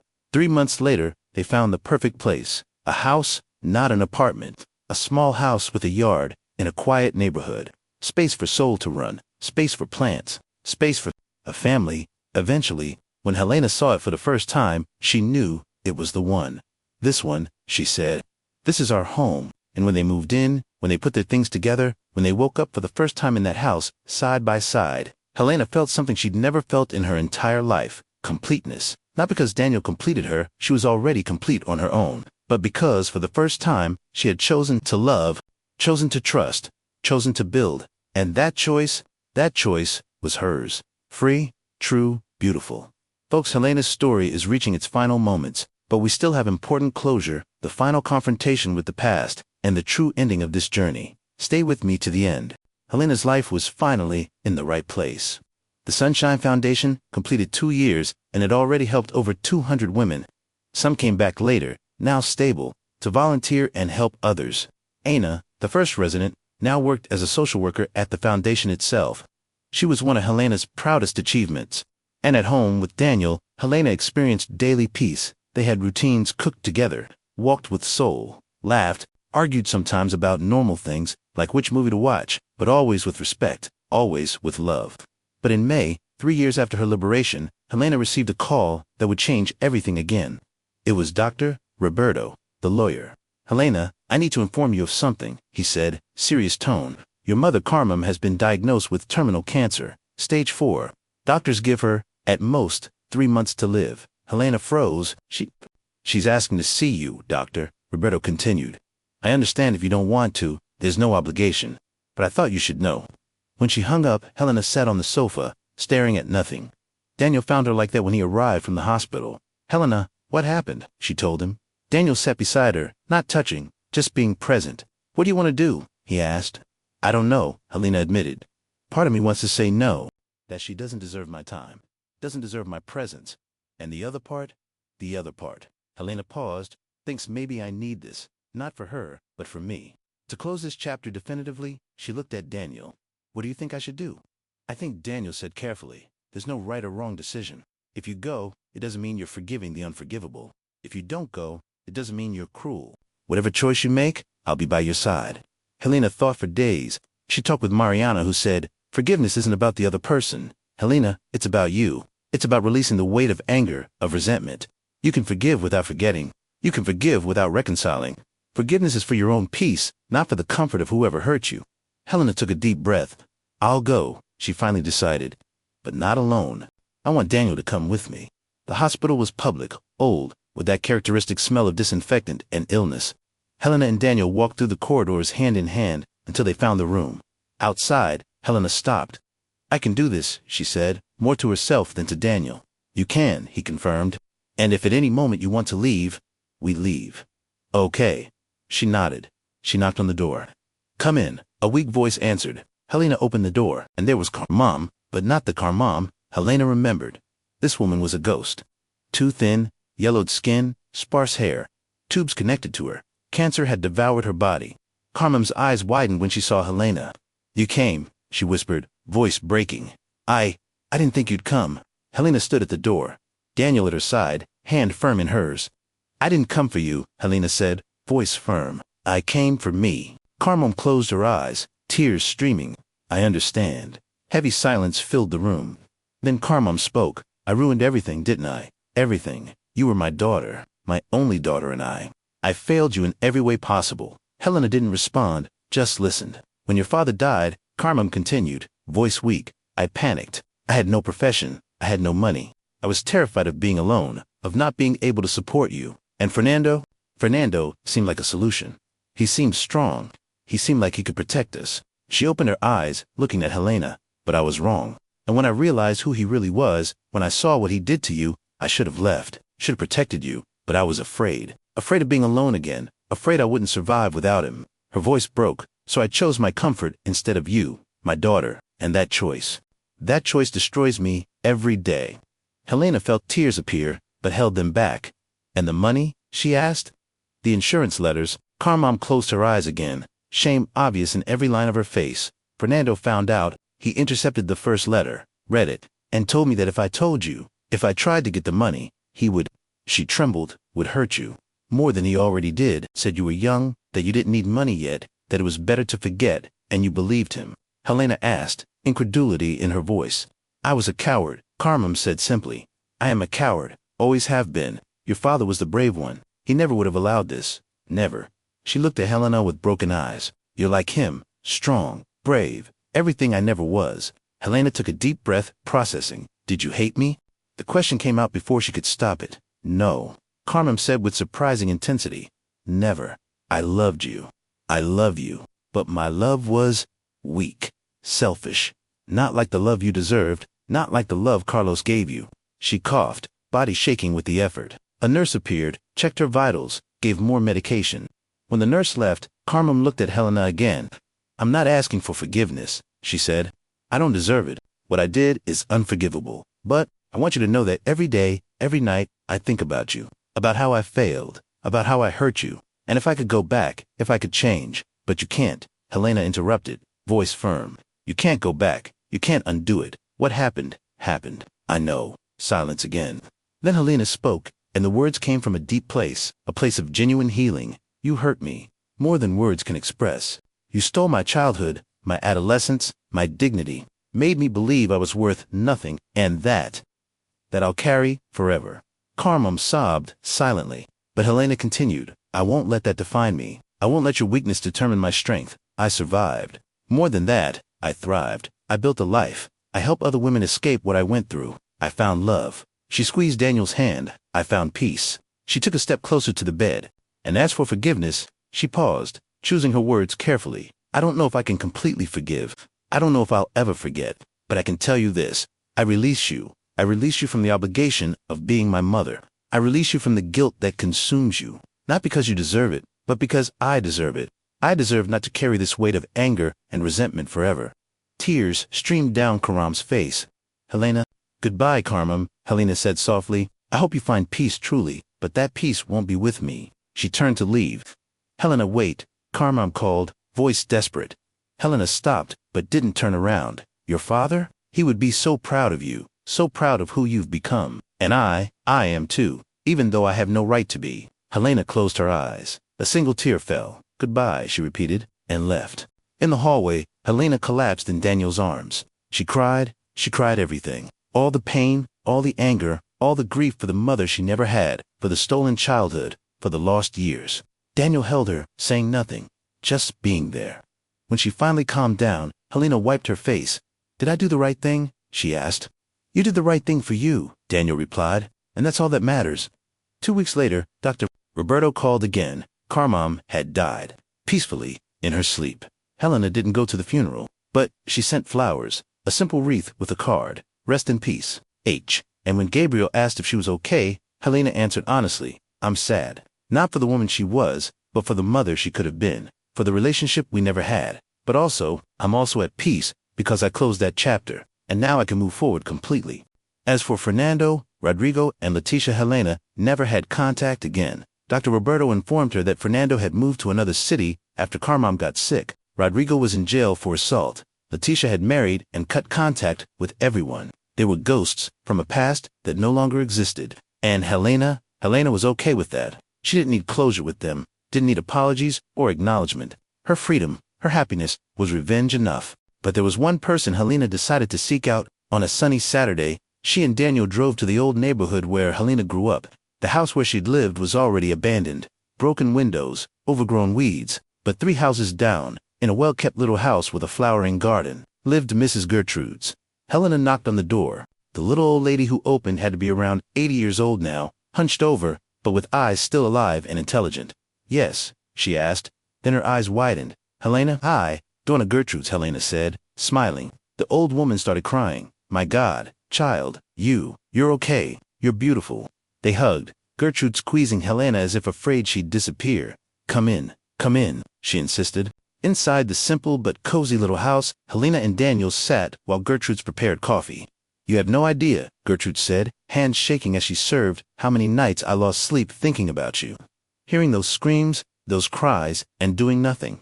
You did, Helena said firmly. You gave me food, smiled at me, treated me like a human being. When no one else did, you helped me more than you imagine. But I should have done more. Should have called the police, should have. You were afraid, Helena interrupted gently, and I understand. But know that your kindness, however small it seemed, kept me alive, reminded me there were still good people in the world. Gertrude cried, wiping her eyes with a cloth handkerchief. And you? How are you now? Helena told her. Told her everything about Gabriel, about the money, about the foundation, about Daniel. Gertrude listened with wide eyes, smiling through tears. Your father, she finally said, would be so proud. Carlos was a good man, a wonderful man, and you're exactly like him. Before leaving, Helena left Conchinora an envelope on the table. What's this? Gertrude asked. Something I want you to accept, please. Gertrude opened it. Inside, a check for 100,000 highs. Helena. No. This is too much. I can't. You can, Helena said. You helped me when you had no obligation. When it was dangerous. Now, I want to help you. Pay your bills, fix the house, travel, do whatever you want, but accept it. Please. Gertrude broke down in tears again. You have the most beautiful heart, child, the most beautiful heart. When Helena and Daniel left, Helena looked back one last time at that street, that abandoned house, that neighborhood that represented so much suffering. But now it was just that. A place, not a prison, not a nightmare. Just a place where she'd lived and survived, and finally escaped. Ready to go home? Daniel asked. Helena smiled. Home. She had one now. A real one. Ready? We're almost at the end, folks. One last chapter to close this journey beautifully. Stay with me until the end. 5 years. 5 years since that Friday when Gabriel had appeared at the door with an envelope that changed everything. Helena was sitting in the Sunshine Foundation office, looking at reports, but her mind was elsewhere. Tomorrow would be a special day. Very special. The door opened. Beatrice entered, smiling. Ready for tomorrow? Helena smiled back. I think so, nervous, but ready. It's going to be beautiful, Beatrice assured. Everything you've built, everything you are, people need to know. Tomorrow, Helena would launch her book. It had taken 2 years to write. 2 years to put on paper her complete story. The pain, the suffering, but also the healing, the hope, the new beginning. The title was simple, Sunshine, How I Survived the Darkness and Found the Light. The publisher had said it was the most honest and powerful account of overcoming domestic abuse they'd ever read, and all the book's proceeds would go to the foundation. Helena didn't need the money. Her assets were well invested, growing constantly. But the foundation always needed more resources to help more women. That night at home, Daniel prepared a special dinner. To celebrate, he said, serving her favorite dish. Sol slept in his corner of the living room, old now, 8 years old, but still a faithful companion. Are you nervous? Daniel asked while they ate. Very, Helena admitted. It's one thing to expose my story in a therapy room, completely different to put it in a book for the world to read, but it'll help so many people, Daniel said. Women who are where you were, who think there's no way out. Your book will show there is. There always is. Helena took his hand across the table. Thank you for always being by my side, for believing in me, even when I didn't believe in myself. It's easy to believe in you, Daniel said, smiling. You're incredible. After dinner, he led her to the balcony. The night was clear, stars visible despite the city's light pollution. Helena, Daniel began, and there was something in his voice, nervousness, excitement. He knelt down. Helena's heart stopped. I know, Daniel said, we don't do things traditionally. We never have. It's always been at our pace, in our way, and that's perfect. He took a small box from his pocket, but there's one tradition I'd like to follow, if you'll let me. He opened the box. Inside, a simple, beautiful ring with a solitaire diamond. Elena Cristiana Almeida, you're the most incredible person I've ever met. Your strength, your compassion, your capacity to love after everything you went through. You inspire me every day, and I want to spend the rest of my life by your side, building, growing, loving. His eyes shone. Will you marry me? Tears streamed freely down Helena's face. She knelt too, getting on his level. Daniel, I spent years thinking love was something that would hurt me, that it was dangerous, that it wasn't for me. Her voice trembled. But you showed me that love can be safe, can be kind, can be beautiful. And yes, I want to marry you. I want to build a life with you. I want everything with you. He put the ring on her finger with trembling hands. and they kissed there under the stars, with Soul barking happily in the background. The book launch happened at a bookstore in Penharrows. Helena expected maybe 50 people, friends, acquaintances, some of the women from the foundation. But when she arrived, there were over 200 people. The line wrapped around the block. "My God," she whispered to Beatrice. "I told you," Beatrice smiled. "Your story matters. People want to hear it." Gabriel was there, in the front row. Beside him, Dr. Paula, Dr. Roberto, Mariana, the whole team that had helped her. Anna was there, with her children, now teenagers and healthy. Dozens of women who had passed through the foundation, and journalists. Cameras, flashes. Helena went up to the small stage, book in her hands. She looked at the audience, at all those hopeful faces, and began, "My name is Helena, and for 16 years of my life, I was a victim of abuse, physical, emotional, psychological. I lived in hell, and every day I woke up thinking that hell was all I deserved, that it was all that existed for me. Absolute silence. Everyone hanging on every word. But I was wrong. Because one day, a man named Gabriel," she looked at him, smiling through tears, "appeared at my door, and reminded me of something I'd forgotten, that I was worth something, that I had a right to a better life, that I deserved freedom." She held up the book. "This book is my story. But it's also the story of thousands of women across Brazil, around the world, who live in abusive situations, who think there's no way out, who've lost hope." Her voice became stronger, "And I want to tell each one of them, there is a way out, there is hope, there is life after trauma. It might not seem possible now, it might seem like the darkness will never end, but it will." She looked at Daniel, "Because the sun always rises, always." The audience exploded in applause. The book became a national bestseller in 3 weeks. International publishers bought the rights. It would be published in 15 countries. Helena was invited to TV shows, podcasts, lectures. She accepted selectively. She didn't want fame, but she wanted reach. She wanted her message to reach those who needed it. And it did. Letters started arriving, emails, messages on social media. "Your book saved me. I thought I was alone. But now I know I'm not. Because of you. I had the courage to leave." Helena read each message with tears in her eyes. Because this was it. This was what it was for. 1 year after the book launch, Helena and Daniel got married. It was a small, intimate ceremony. Only the people who truly mattered. Gabriel walked her down the aisle because he was the closest thing to a father she had now. "Carlos would be so proud," he whispered before handing her to Daniel. "I know," Helena replied, "and I know he's watching." From somewhere the vows were simple but profound. Daniel promised to always respect her boundaries, always honor her strength, always love her unconditionally. Helena promised to always communicate, always trust, always choose love instead of fear. And when the judge said, "You may kiss the bride," the kiss was applauded by everyone present. 2 years after the wedding, Helena discovered she was pregnant. The news terrified her initially. "What if I'm like Carmen?" she said to Mariana in a session. "What if I don't know how to be a mother? What if I hurt her?" Helena Mariana said firmly, "You've spent years healing, years learning what healthy love is. You know exactly the type of mother you don't want to be, and that already puts you millions of steps ahead." Daniel also reassured her, "You're the most compassionate, most loving person I know.